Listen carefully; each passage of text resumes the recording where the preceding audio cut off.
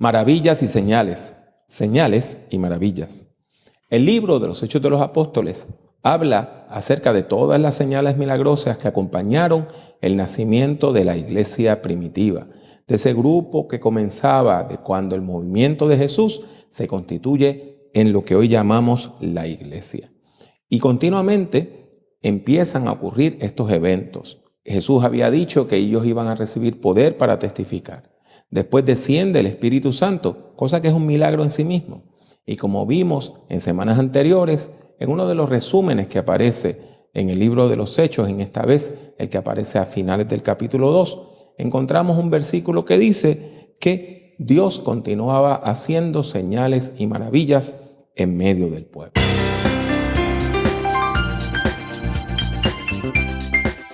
Les habla Pablo Jiménez, exhortándole a que prediquemos. Le doy la bienvenida a este podcast dedicado a la predicación, el liderazgo y la teología pastoral. Esperamos que el tema que tenemos para el día de hoy sea de gran edificación a su vida. Ahora bien, ¿cuándo encontramos el primer ejemplo de un milagro? Eso ocurre en el capítulo 3 del libro de los Hechos de los Apóstoles, cuando Pedro y Juan, quienes eran los líderes de la iglesia primitiva, en ese momento sanan a un hombre que no podía caminar. No sabemos exactamente cuándo fue que ocurrió este evento, porque aunque tenemos el capítulo 2 que precede inmediatamente al 3, no podemos pensar que del día de Pentecostés al otro día ocurrió lo que se estaba narrando. Quizá pasaron días, semanas, meses, quizá años entre un evento y el otro. De todos modos, encontramos que Pedro y Juan, líderes de la iglesia, en aquel momento suben al templo a orar. Y de momento uno puede pensar, pero si eran personas cristianas, ¿por qué van al templo de Jerusalén? Bueno, en este momento la iglesia todavía no se ha separado de la comunidad judía. Los creyentes son judeo-cristianos, son judíos mesiánicos, judíos que entienden que Jesucristo es el Señor. Y como buenos judíos, Pedro y Juan van a orar al templo. ¿Y a qué hora acostumbraban orar las personas judías? Pues a las 3 de la tarde, la hora novena, como dice la Biblia en la traducción antigua. Esa era la hora donde se ofrecían sacrificios en el templo.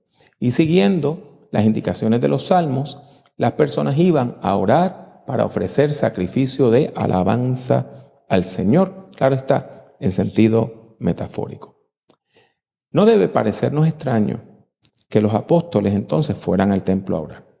Además, la iglesia acostumbraba reunirse en un lugar que se llamaba el Pórtico de Salomón, que era una parte de la plazoleta del templo que tenía una serie de columnas, y allí entonces la iglesia iba a orar. El templo de Jerusalén era una de las grandes maravillas del mundo.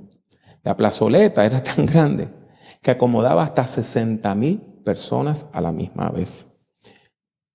Y se puede imaginar que era un templo enorme, era un edificio enorme, un edificio muy complejo.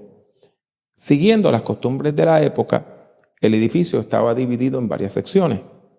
En la parte exterior, fuera del templo en propiedad, estaba el atrio de los gentiles. Una persona gentil es una persona no judía.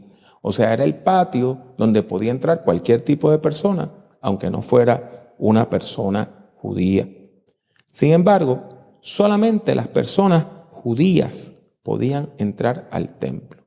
Así que cuando usted entraba al templo, lo primero que encontraba era una parte del patio, el atrio de las mujeres. Y ahí podían entrar hombres y mujeres judíos, personas israelitas.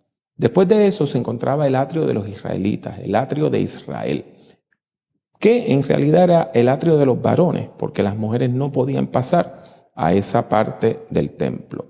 Y claro está, entonces ese atrio de los varones, donde podían entrar los hombres israelitas, daba espacio, daba acceso al altar donde se llevaban a cabo los sacrificios y al atrio de los sacerdotes, que claro está, allí nada más podían entrar sacerdotes. Volvamos por un minutito al atrio de las mujeres.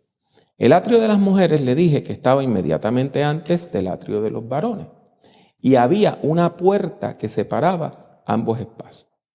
Esa puerta se conocía como la puerta de Nicanor, porque un hombre judío que vivía en Egipto, en Alejandría, había regalado esa puerta. Y claro está, era un hombre que tenía mucho dinero, porque como pueden ver, la puerta era maravillosa.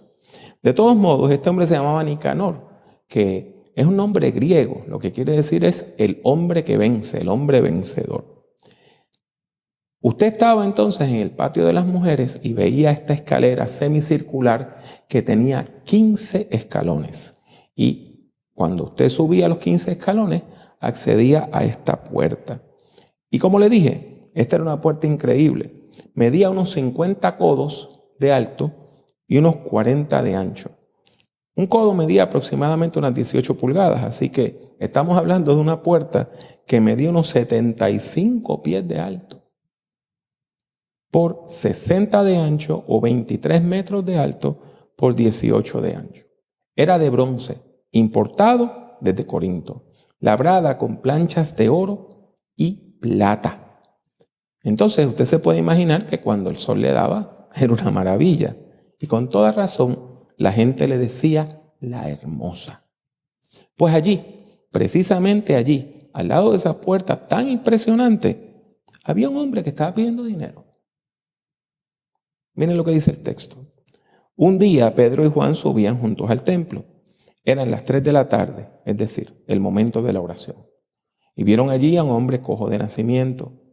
Todos los días era puesto a la entrada del templo, en la puerta llamada La Hermosa, para pedirles limosna a los que estaban en el templo. La pregunta que viene entonces a nuestra mente es la siguiente. ¿Cómo es posible que dejaran a un hombre pedir dinero al lado de un lugar tan magnífico dentro del templo de Jerusalén? ¿Cómo era que los sumos sacerdotes y las autoridades permitían que un pordiosero estuviera allí al lado de ese lugar tan maravilloso? La respuesta es mucho más interesante de lo que usted puede imaginar. Y es que los judíos permitían que las personas que pedían dinero estuvieran en esos lugares especiales porque las personas que pedían dinero, los limosneros, las personas que estaban pidiendo que le hicieran un acto de misericordia, ocupaban un lugar muy especial dentro de la religión judía. ¿Oh sí? Fíjese bien. La fe judía entiende que es necesario cumplir con los mandamientos, ¿verdad? Y la palabra mandamiento en hebreo es mitzvah y el plural es mitzvot. Pues se supone que usted, para ser un buen judío, cumpla con todos los mandamientos que tiene la ley. Los rabinos entienden que la ley tiene 613 preceptos o mandamientos, 613 mitzvot que ordena que el pueblo de Israel lleve a cabo. A eso los rabinos le añaden 7 más, así que terminamos con 620 mandamientos o preceptos. Ahora bien, hay otro sentido de esa palabra mitzvah. Aparte de referirse a los mandamientos de la ley, un mitzvah también es una obra de amor y de misericordia. Un acto que usted hace por amor y por misericordia en beneficio de otra persona. Algo que usted hace sencillamente para bendecir a los demás. Los mitzvot, aunque no estén escritos en la ley, si demuestran amor y demuestran misericordia, siguen entonces el espíritu de la ley. Déjeme darle un ejemplo. Imagínese que hay un hombre judío que sufre un ataque al corazón en su casa. Está al borde de la muerte. Llega un paramédico, lo salva, llevándolo al hospital, dándole los primeros auxilios, y cuando el hombre se recupera, pide ver al paramédico y le dice, usted me ha hecho un mitzvah. Usted me hizo un acto de amor y de misericordia al salvar mi vida. Con esa información a la mano, vamos entonces a volver al texto. ¿Qué es lo que ocurre aquí? Lo que ocurre es que dar limosna a una persona necesitada, impedida, como era el cojo, era un acto de misericordia. Era un mitzvah. era una buena obra. Y esas buenas obras, de acuerdo a la teología judía, Dios las tomaba en cuenta para la salvación. Por lo tanto, los limosneros jugaban un papel muy importante dentro del esquema religioso judío, porque ellos le daban oportunidad a los devotos para hacer mitzvah, buenas obras, actos de misericordia y acumular méritos para la salvación. Por todas estas razones, el hombre impedido le pide limosna a Pedro y a Juan cuando ellos pasan por su lado. La Biblia dice, cuando el cojo vio que Pedro y Juan estaban por entrar, les rogó que le dieran limosna. Entonces Pedro, que estaba con Juan, fijó la mirada en el cojo y le dijo, míranos. El cojo se les quedó mirando porque esperaba que ellos le dieran algo. Pero Pedro le dijo, no tengo oro ni plata, pero de lo que tengo te doy. En el nombre de Jesucristo de Nazaret, levántate y anda. El hombre impedido estaba esperando una moneda, estaba esperando dinero, pero más profundamente estaba esperando que ocurriera una transacción. Una transacción. ¿A qué me refiero con eso? Él entendía que la moneda que le daba la persona era a cambio de algo. Él le estaba dando una oportunidad a la persona que le daba la moneda a acumular méritos para la salvación.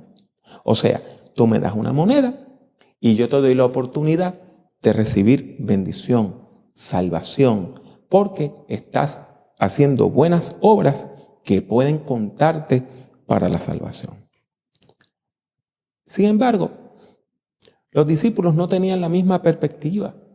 No veían la salvación del mismo modo. De hecho, tampoco tenían dinero, porque la iglesia, como vimos en los capítulos anteriores, tenía todas las cosas en común. Así que la gente no tenía dinero, porque todo lo daban a la iglesia, para que todo el mundo entonces tuviera sus necesidades cubiertas. Si los discípulos no tenían dinero, entonces ¿qué tenían? Miren, tenían algo que es mejor que el dinero. Tenían presencia del Cristo resucitado. Tenían acción del Espíritu Santo en sus medios. Y esa presencia divina no es algo que se adquiere por medio de una transacción. No se compra y no se vende. ¿Sabe por qué? Porque Dios no tiene necesidad de nada de lo que usted y yo le podemos dar. Usted y yo no le podemos dar a Dios nada que Dios necesite. Nosotros no tenemos nada que Dios necesite. Por lo tanto, ¿qué vamos a darle a Dios? Para disfrutar de la presencia de Dios en nuestras vidas, no es necesario dar dinero, no es necesario entrar en una transacción. Lo que es necesario es entrar en una relación de amor y de amistad con Dios. Una relación de amor y de amistad con Dios por medio de Jesucristo en el poder del Espíritu Santo. Esa relación debe progresar, debe ir en aumento, debe ser cada vez más profunda. Eso es lo que conduce a la salvación. Eso es lo que conduce a la sanidad. Eso es lo que conduce a la transformación. Volvamos al texto. Pedro le dijo, no tengo oro ni plata, pero de lo que tengo te doy. En el nombre de Jesucristo de Nazaret, levántate y anda. Y tomándolo de la mano derecha lo levantó, y al momento se le afirmaron los pies y los tobillos. El cojo se puso en pie de un salto y se echó a andar. Luego entró con ellos en el templo, mientras saltaba y alababa a Dios. Todo el pueblo lo vio andar y alabar a Dios. Y lo reconocían como el cojo que se sentaba a pedir limosna a la entrada del templo, en la puerta la hermosa, y se quedaban admirados y asombrados por lo que le había sucedido al cojo. Uno de los hallazgos de las personas que estudian el tema de la espiritualidad es que ese proceso de crecimiento y formación espiritual pasa por varias etapas. Del mismo modo que nosotros nos desarrollamos físicamente e intelectualmente y moralmente, también hay un desarrollo espiritual. Interesantemente, las etapas primeras donde la fe es más inmadura, donde la fe es más débil, se caracterizan precisamente porque la gente ve la salvación como una transacción. Piensan que si le dan algo a Dios, Dios le va a dar algo a ellos. Y como le acabo de decir, eso es una fe inmadura. Sin embargo, es muy común. Probablemente usted y yo lo hemos hecho también. Por ejemplo, tienen ese tipo de fe inmadura aquellas personas que piensan que pueden dar dinero para asegurar que su ser querido va a llegar a los cielos y que su ser querido está en la salvación. Tienen ese tipo de fe inmadura aquellas personas que en un momento de crisis dicen, si Dios sana a mi hija, si Dios sana a mi hijo, si Dios sana a mi matrimonio, voy a empezar a ir a la iglesia. Tienen ese tipo de fe inmadura aquellas personas que dicen, si Dios me concede tal petición, yo le voy a servir para siempre. Con tristeza recuerdo un caso de un hombre cuya madre, que estaba muy ancianita, falleció. Y aquel hombre empezó a contar billetes de 100 y después que me había enseñado 5 o 6 billetes de 100, me preguntó cuánto dinero me tenía que dar para que yo le asegurara que su mamá estaba en los cielos. Y yo le dije que guardara la plata, que guardara el dinero, porque la salvación es gratuita, es un regalo de Dios, no se compra ni se vende. Así como lo escuchan, la salvación ni se vende ni se compra. La salvación no se alcanza por medio de una transacción. Mucho menos, por favor entienda esto, mucho menos se alcanza por darle dinero a un líder religioso que le dice que va a mediar la salvación entre usted y Dios. Nuestro único mediador es Cristo. Él murió por nosotros gratuitamente. No hay nada que podamos hacer para pagar el milagro de la salvación. Por eso, ¿por qué es tan valiosa? Es que es gratis. La fe verdadera es una relación con Dios, una relación de confianza y de amor que conduce a la transformación del ser humano. Esa es la buena noticia que tenemos para usted hoy, que la fe es una relación con Dios que nos conduce a la transformación. Yo llevo muchos años en la iglesia y llevo muchos años como líder religioso. Y he acumulado muchos títulos. Pero ¿sabe qué? Ninguno de esos títulos tiene valor. Al final, lo único que vale es la presencia de Dios en nuestras vidas. Y por eso, a usted hoy le digo que yo tampoco tengo oro ni plata, pero sí tengo algo que puedo compartirle. En el nombre de Jesús de Nazaret, levántate y anda. Les habla una vez más Pablo Jiménez. Deseo darle las gracias por escuchar este podcast. Si desea escuchar o ver algunas grabaciones adicionales, estas son las opciones. Suscríbase a Prediquemos por medio de iTunes o de su aplicación favorita para descargar audio desde el Internet. Si ha disfrutado de este programa, le ruego que deje una valorización positiva del mismo, ya que eso ayudará a que otras personas puedan encontrar nuestro podcast. Visite nuestra página en el Internet drpablojimenez.com. Allí encontrará centenares de documentos en texto, audio y vídeo relacionados a la predicación, la teología pastoral y el liderazgo cristiano. El acceso a todos estos documentos es completamente gratuito. En YouTube, acceda a mi canal, que también se llama Dr. Pablo Jiménez. Allí hay más de 800 vídeos de sermones, conferencias y además algo de música cristiana. En las redes sociales me consigue utilizando el mismo nombre, Dr. Pablo Jiménez. En particular, puede encontrarme en Twitter, Facebook, LinkedIn, Tumblr y también en Instagram, entre otras redes. Y si desea comprar algunos de mis libros, tales como Principios de Predicación o Predicación en el siglo XXI, tiene dos opciones. La primera es ir a la sección de libros en mi página drpablojimenez.com. La otra es ir directamente a amazon.com y colocar mi nombre, Pablo Jiménez, en el buscador.